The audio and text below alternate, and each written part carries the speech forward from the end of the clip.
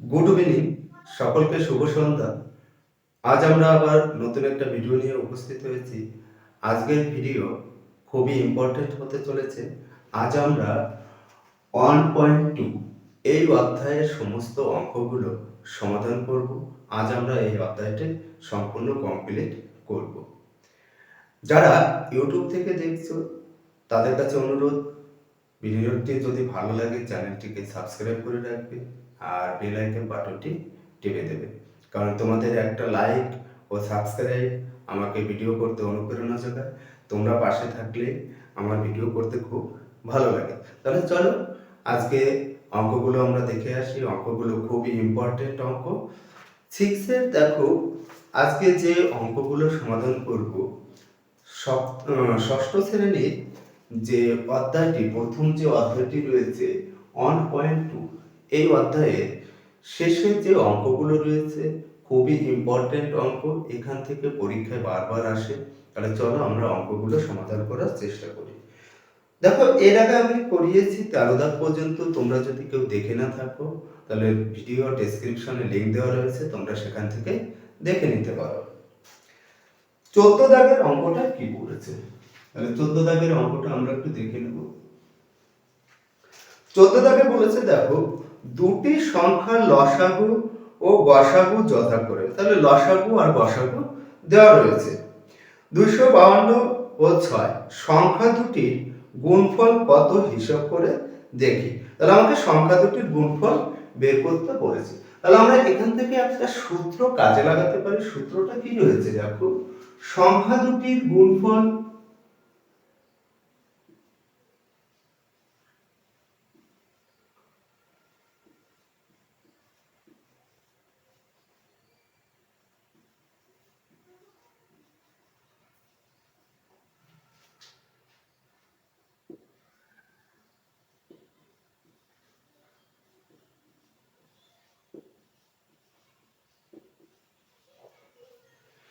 এই সূত্রটা দেখো আমরা যদি কাজে লাগাই তাহলে কি রয়েছে, খুব সহজে উত্তরটা বের করতে পারবো।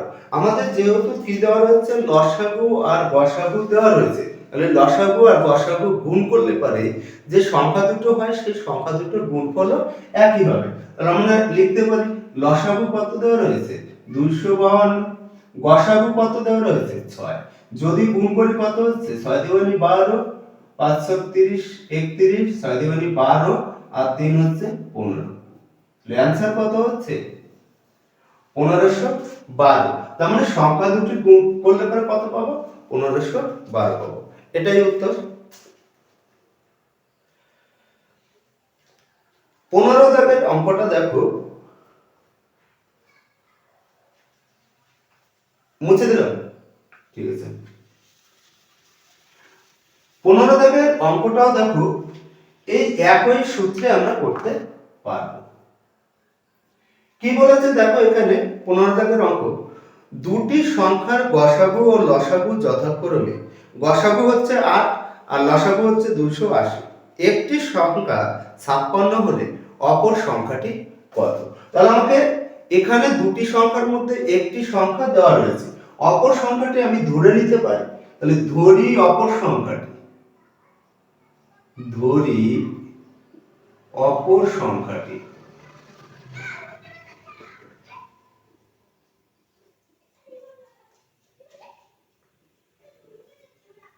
অপর সংখ্যাটি সমান সমান x। এবার দেখো এই সূত্রটা আমাদের কাজে লাগাতে হবে। তাহলে আমরা লিখতে পারি শর্ত অনুসারে লিখে কি লিখতে পারি, সংখ্যা দুটির গুণফল সমান সমান লসাগু গুণ গসাগু। একটি সংখ্যা আমার দেওয়া রয়েছে, অপর সংখ্যাটি কত ধরেছি x ধরেছি। একটি সংখ্যা কত দেওয়া রয়েছে 56, অপর সংখ্যাটি কত ধরেছি x ধরেছি, সমান সমান লসাগু আর গসাগু কত দেওয়া রয়েছে। দেখো লসাগু দেওয়া রয়েছে 280, গসাগু কত দেওয়া রয়েছে, গসাগু দেওয়া রয়েছে 8। এবার দেখো এই x এর মান বের করলে পরে আমরা কি পাবো, অপর সংখ্যাটি কত সেই সংখ্যাটি পেয়ে যাব। তাহলে আমরা x এর মানটি বের করব। যেহেতু x এর সঙ্গে 56 কি আকারে রয়েছে? গুণ আকারে রয়েছে। আর গুণ আকারে কোন সংখ্যা সমান সমানের ডান দিকে হোক বা দিকে হোক নিতে গেলে পরে বাই হয়ে নিচে বসে। তাহলে 280 গুণ 8 বাই কত হয়? 56। এবার দেখো যদি কাটাকাটি করি 8 দিয়ে কাটলে পরে কত হচ্ছে? 7 8 56, 7 দিয়ে কাটলে পরে কত হচ্ছে? 4 7 8 40। তাহলে x সমান সমান কত হচ্ছে? 40। তার মানে আমরা লিখতে পারি অপর সংখ্যাটি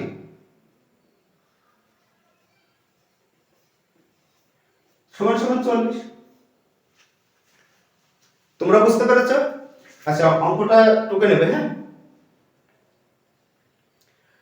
যারা ইউটিউব থেকে দেখছো তাদের যদি ভিডিওটি ভালো লাগে চ্যানেলটিকে সাবস্ক্রাইব করে রাখবে আর বেল আইকন বাটনটি টিপে দেবে।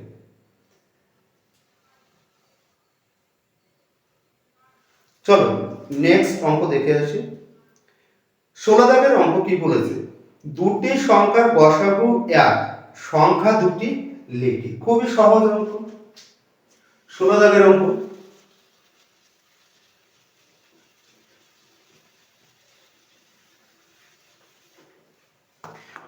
দেখো 16 দাগে কি দেওয়া রয়েছে? গসাগু দেওয়া রয়েছে।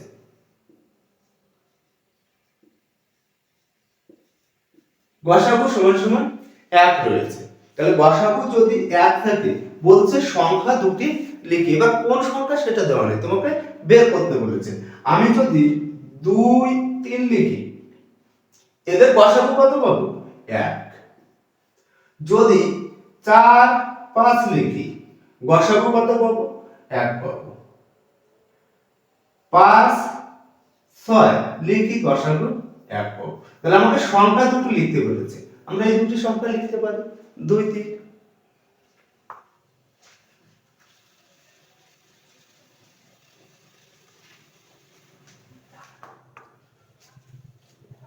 সতেরো দাগের অঙ্ক দেখো।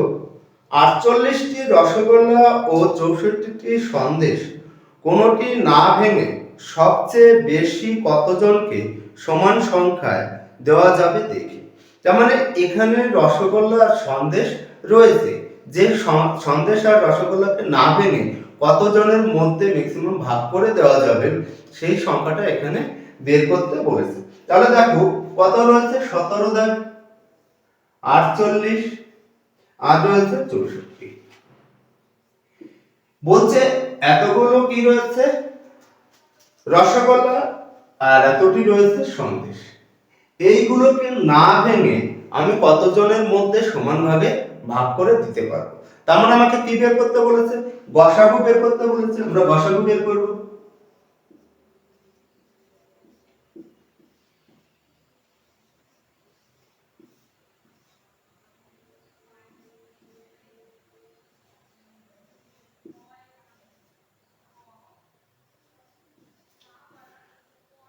কোন সংখ্যা দিয়ে মিলে গেল? 16। তাহলে কতজনের মধ্যে আমরা সমানভাগে ভাগ করে দিতে পারবো? 16 জনের মধ্যে সমানভাগে ভাগ করে দিতে পারবো। কয়টি করে দেখো, কয়টি করে রসগোল্লা পাবে? 3টি করে রসগোল্লা পাবে। আর সন্দেশ কয়টি করে পাবে? 4টি করে সন্দেশ পাবে।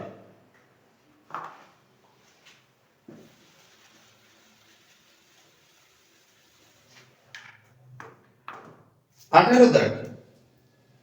18 দাগে কি বলেছে দেখো। বিভাস ও তার বন্ধুরা মিলে 8 জন অথবা 10 জন করে সদস্য নিয়ে নাটকের একটি দল তৈরির কথা ভাবলো। কমপক্ষে কতজন থাকলে উভয় প্রকার দল তৈরি করতে পারবে হিসাব করবে। তার মানে কি রয়েছে দেখো, কত দাগের অঙ্ক? 18 দাগের অঙ্ক। বলছে এক একটি দলে কমপক্ষে কতজন থাকবে? 8 জন আর হচ্ছে 10 জন। প্রত্যেকটা টিমে কতজন করে থাকতে পারবে? 8 জন আর হচ্ছে 10 জন। তাহলে কমপক্ষে কতজন হলে পারবে এই দলগুলো তৈরি করা যাবে। তার মানে কি বের করতে বলেছে? লসাগু বের করতে বলেছে। তাহলে 8 আর হচ্ছে 10 এর লসাগু আমাদের বের করতে হবে। তাহলে কত হচ্ছে? 2 গুণ 4 গুণ কত হচ্ছে? এত। যদি গুণ করি কত হচ্ছে? 40 জন। তাহলে কমপক্ষে কতজন লোক দরকার হবে? 40 জনের দরকার হবে, কারণ 40 জন হলে পর কি হয়েছে, প্রত্যেকটা দলে 8 জন করে হবে অথবা 10 জন করে টিম তৈরি করতে পারবে।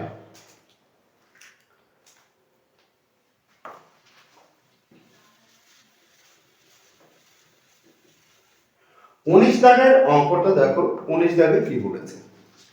যদুনাথ বিদ্যা মন্দিরের স্কুলের ষষ্ঠ শ্রেণীর ছাত্রছাত্রীদের স্কুলের বাগানে লাগানোর জন্য পঞ্চায়েত থেকে ফুল গাছের চারা পাঠিয়েছে।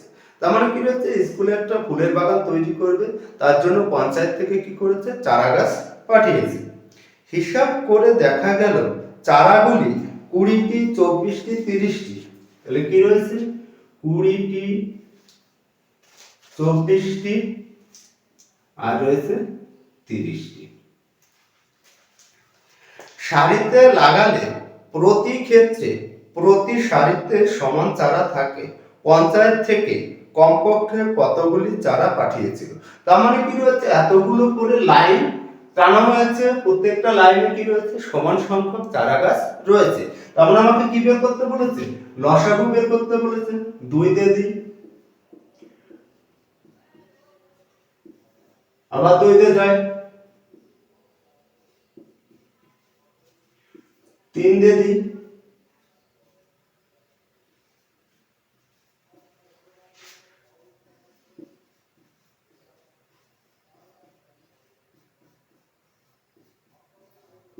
গুণ করলে কত হয় দেখো, 25, 50 কত হচ্ছে, 3 দুগুণে 6, 6 দুগুণে 12। তাহলে 50 আর 12 যদি গুণ করি কত হচ্ছে, 5 12 60, শূন্য। তাহলে কতগুলো চারা গাছ লাগবে, 600টি চারা গাছ পাঠিয়েছিল। কতগুলো চারা গাছ পাঠিয়েছিল, 600টি চারা গাছ পাঠিয়েছিল।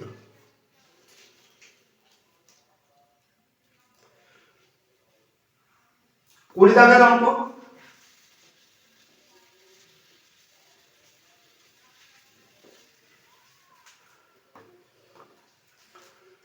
খুব ইম্পর্টেন্ট অঙ্ক 20 দাগের অঙ্কটা, কারণ এই অঙ্কটা বারবার পরীক্ষায় দেওয়া হয়।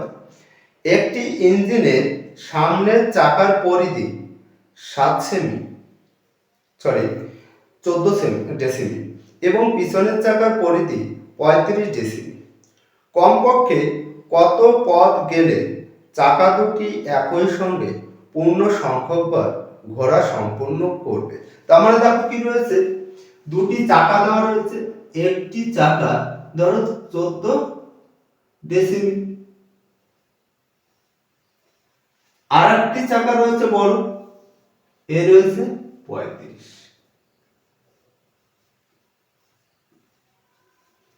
বলছে কমপক্ষে কত রাস্তা গেলে পারে তারা আবার পুনরায় একই সঙ্গে ঘোরা শুরু করবে। তার মানে কি বের করতে বলেছে, লসাগু বের করতে বলেছে। তাহলে 14, 35, এই লসাগু যদি করি 7 দিয়ে যায় 2, 5, তার মানে কত হচ্ছে,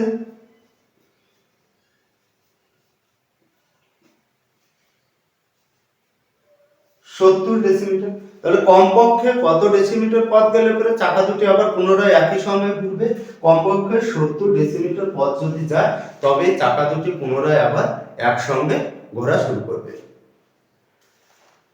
এই ছিল আমাদের কোষে দেখি 1.2 এর সমস্ত অঙ্ক। সব অঙ্ক আমরা সমাধান করলাম। এর পরের ভিডিওতে আমরা পরের অধ্যায়গুলো শুরু করব।